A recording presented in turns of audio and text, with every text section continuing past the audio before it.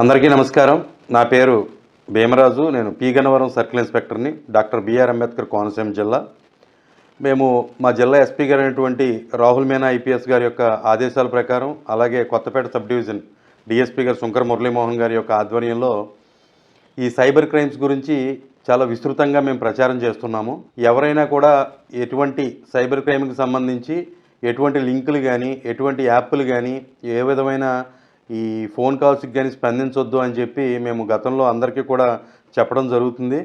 అన్ని స్కూల్స్లోనూ, కాలేజెస్లోనూ, అలాగే ఏదైనా మీటింగ్స్ జరుగుతున్నప్పుడు ఆ మీటింగ్స్లో కూడా మేము వాళ్ళతో కూడా కలిసి అక్కడ మీటింగ్ కండక్ట్ చేసి మేము చెప్పడం జరుగుతుంది. అయినా సరే ఈ సైబర్ క్రైమ్ పట్ల ప్రజలు ఎవరికి కూడా సరైన పూర్తి స్థాయిలో ఇంకా అవగాహన రాలేదు అనడానికి నిన్న మా సర్కిల్లో మన నగరం పోలీస్ స్టేషన్ పరిధిలో జరిగిన ఒక కేసే దీనికి ఉదాహరణ.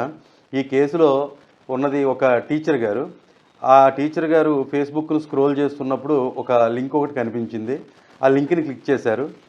ఆ లింక్ని క్లిక్ చేస్తే దాంట్లో సారాంశం ఏంటి అంటే, మేము ఇలా సెంట్రల్ గవర్నమెంట్ పథకం మాది, మీకు మేము ఒక 10 lakhs రూపీస్ ఎరువులు పంపిస్తాము, మీరు వాటిని మీరు కనుక వాటిని అమ్మితే మీకు దాంట్లో 5 lakhs లాభం వస్తుంది, ఆ లాభం అమౌంట్ని మేము క్రెడిట్ చేస్తాము అని చెప్పి వాళ్ళు చెప్పడంతో దాంట్లో లాగిన్ అయ్యి ఆయన డీటెయిల్స్ అన్నీ ఇవ్వడం జరిగింది.